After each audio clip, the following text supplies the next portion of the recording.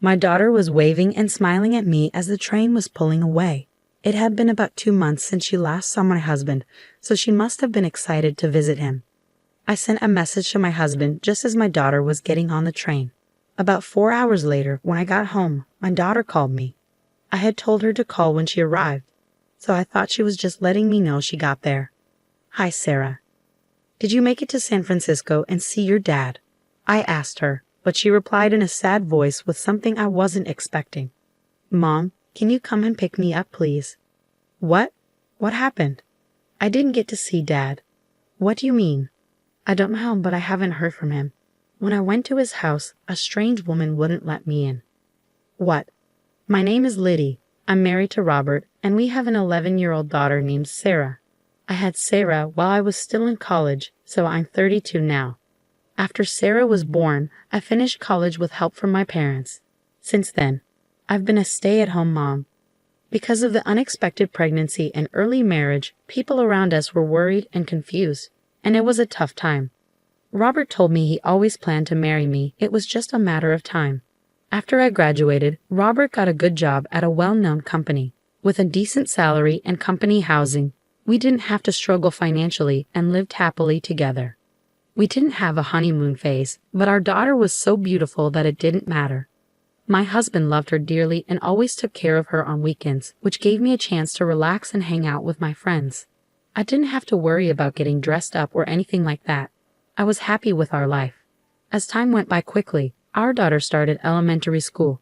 By then, my husband had been working at the same company for about 7 years and had moved up in his job.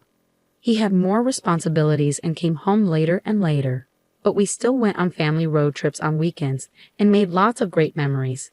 We enjoyed many happy days together and thought this happiness would last for a long time. One day, while everything was going well, my husband's company decided to transfer him to a new location.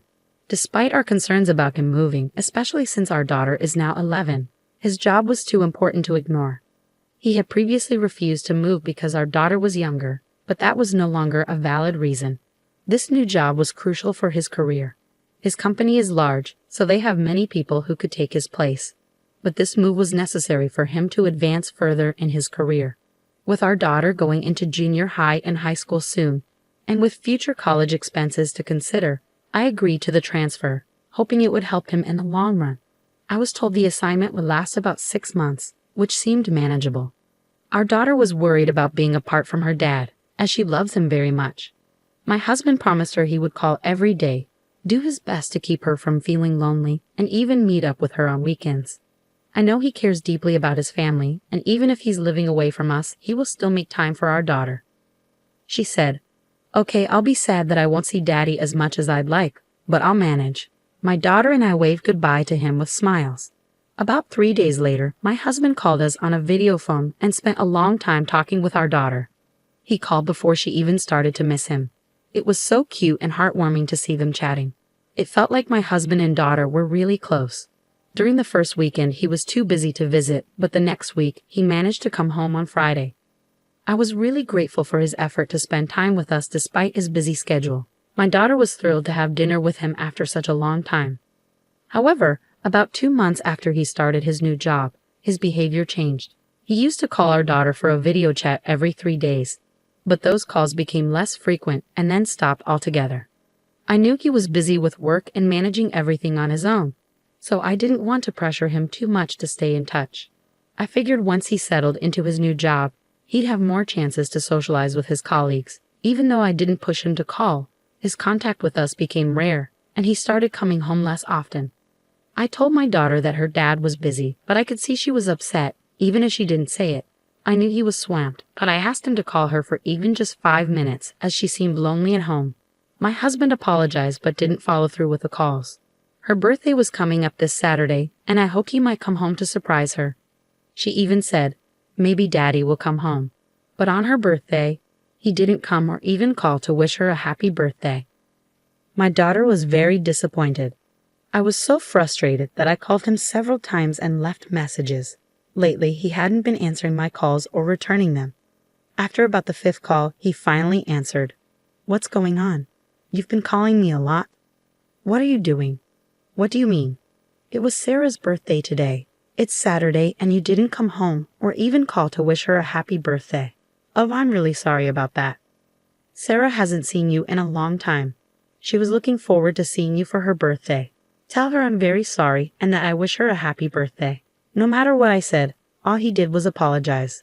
I was so angry that I hung up the phone and sent him a message saying, "Please think about your daughter and take better care of her. You may be busy, but I think you're being disrespectful." All he replied with was, "I understand. I'm sorry." Things didn't get any better. Another month passed and summer vacation started for my daughter. Recently, she told me that if her father couldn't come to see her, she would go to see him herself. She had been saying this every day since vacation began, so I decided to let her visit him on her own. She was excited about it and eager to try something new. We live in Los Angeles and my husband is in San Francisco. She could easily get there by train, and I would drive her to the station. I called my husband to arrange for him to pick her up at the other station, and he agreed. On Saturday, I saw her off as she waved to me with a big smile. It had been 2 months since she last saw her dad, so she must have been really looking forward to this visit. I sent a message to my husband just as my daughter got on the train. About 4 hours later, after I had gotten home, my daughter called me. It was around noon, and since she had left early in the morning, I figured she must have already met up with my husband and had lunch before calling. "Hi, Sarah. Did you get to San Francisco and see your dad?" But she said something unexpected and unhappy. "Mom, please come and pick me up right now." "What? What's wrong?" "I didn't see Daddy." "What do you mean?" "I don't know, but I haven't heard from him. When I got to his house, a strange woman turned me away." "What? What did she just say?" "I needed to pick up my daughter as soon as possible." "Where are you?" "I'm back at the San Francisco station. I'm hanging out in a fast food restaurant for now." I quickly got in the car and drove to the station. There, I bought a ticket and took the next train to San Francisco. When I finally arrived, my daughter was looking at me with tears in her eyes. We went to a nearby cafe. She was feeling down, so I ordered some famous local pancakes. When the pancakes arrived, her face brightened a bit. She seemed to enjoy them and looked a little more relaxed. I then asked her what had happened. According to her story, she couldn't reach my husband at all when she arrived at the San Francisco station. She waited for about 30 minutes, but he never showed up. So she decided to go to his house by herself. I had given her his address just in case something went wrong. Since she's really good with her smartphone, she easily found her way there using a map. When she arrived and rang the doorbell, a woman's voice answered, asking, "Who are you?" My daughter, surprised, said, "I'm here to see my dad." The woman told her to go home and not to bother seeing Daddy because she was in the way. The woman then hung up without even opening the door. So my daughter returned to the San Francisco station. I was so furious that I couldn't hold it in any longer. "If she told you not to see your dad, then we won't," I said. I took my daughter home and immediately started making plans to move out. When I told my parents what happened, they were very angry and offered to help in any way they could. For now, they let us stay with them until I could find a job. My husband called and said, "I didn't see Sarah at the station. Did something happen?" I guess the woman involved in his affair didn't tell him she had turned away his daughter. Since I hadn't received any calls from my husband on Sarah's phone when I went to pick her up, I doubted he even went to the station. I was stunned and decided to let it go for now. "Sarah got sick on the way there and had to come back," I said. "We just finished at the hospital, and I'm sorry I didn't get a chance to call you." He replied, "I see, I understand." I ended the call, saying I'd reach out if anything else came up. I was furious because it was clear he was just pretending to be concerned. For now, I decided to focus on taking action. I first sent his belongings to his address. Then, I received the results from the detective agency I had hired. I sent proof of the affair along with a certified letter to my husband's workplace. A few days later, everything should have arrived. My husband called me, sounding frantic. "Oh hey, what's going on?" "What? I just wanted to let you know what you've been up to." "Are you kidding me? We're in the middle of a huge mess here." "Of course it is. That's exactly what I was trying to show. And I can't believe you're sending my stuff here. I don't need your things, and I don't even pay rent anymore."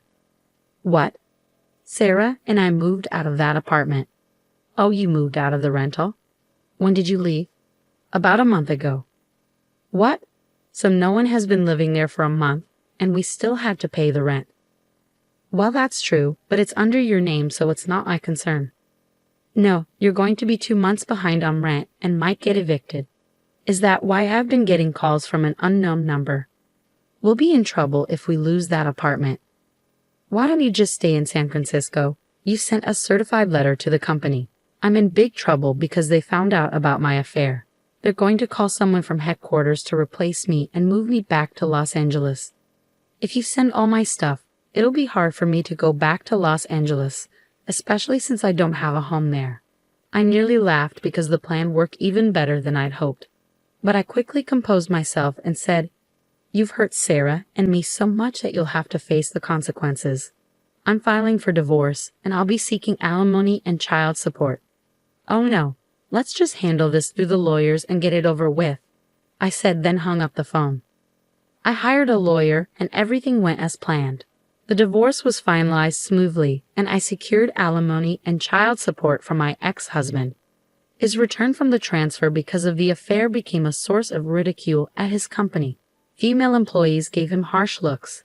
He can no longer expect any promotions but can't quit because he needs to pay alimony and child support. He must be feeling deeply ashamed. My daughter, disillusioned with her father, refused to see him even when he apologized and wanted to visit. He really deserves it. I found a job, and my daughter and I are now happily living together in a new apartment. I'm focused on supporting her and watching her grow up.